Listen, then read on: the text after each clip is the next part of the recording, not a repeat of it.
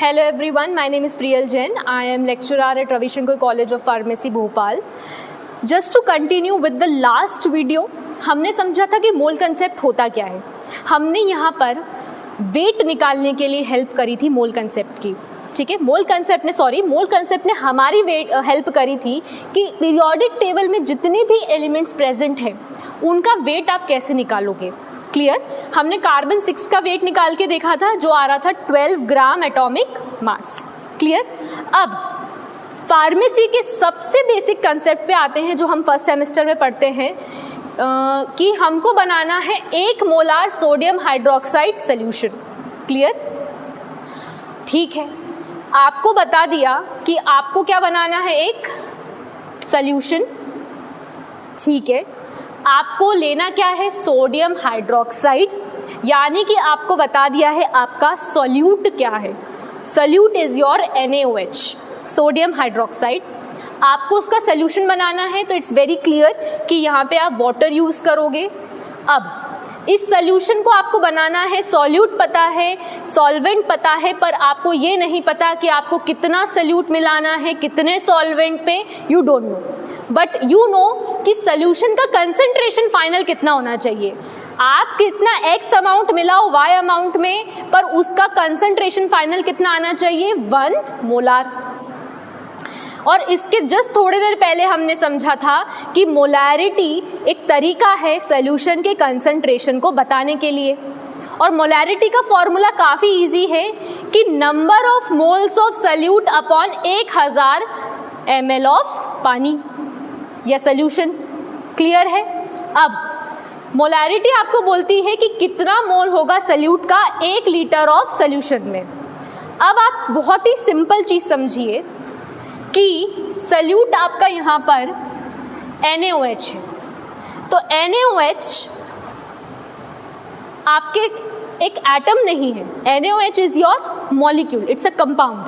3-4 atoms को मिलाकर आपका NaOH बना है. जब आप इनका इंडिविजुअल मास देखोगे, इंडिविजुअल मास यानी कि सोडियम का इंडिविजुअल मास है 23, ऑक्सीजन का 16, हाइड्रोजन का 1. जब आप 23, 16 और 1 को प्लस करोगे तो NaOH का टोटल वेट कितना आता है, 40 ग्राम. और इसके जस्ट थोड़ी देर पहले मैंने समझाया था आपको कि अगर 1 मोल में इतने एटम्स, यानी कि 1 मोल में अगर इतने एटम्स है तो उनका वेट होगा उनके एटॉमिक मास के बराबर. यानी कि सोडियम हाइड्रोक्साइड, सोडियम का 1 मोल, ऑक्सीजन का 1 मोल और हाइड्रोजन का 1 मोल, जो तीनों मिलाकर एक कंपाउंड बना रहे हैं, उन सबका 1 मोल लेना है. यानी कि आप उन सबका इंडिविजुअल मासेस प्लस कर दो. तो आपने 40 ग्राम NaOH लिया 1000 ml सोल्यूशन में, यानी कि वाटर में, तो आपको 1 मोल या 1 मोलार सोल्यूशन मिल जाना चाहिए. हाँ या ना. बहुत ही बेसिक कंसेप्ट समझिए इधर. अगर मुझको 1 मोलार बनाना है, यानी कि 1 यहाँ पर, तो नंबर ऑफ मोल्स कितने होने चाहिए, 1, और सोल्यूशन कितना होना चाहिए, 1 लीटर. यानी कि 1 molar is equals to 1 mole of solute upon 1 litre of solution.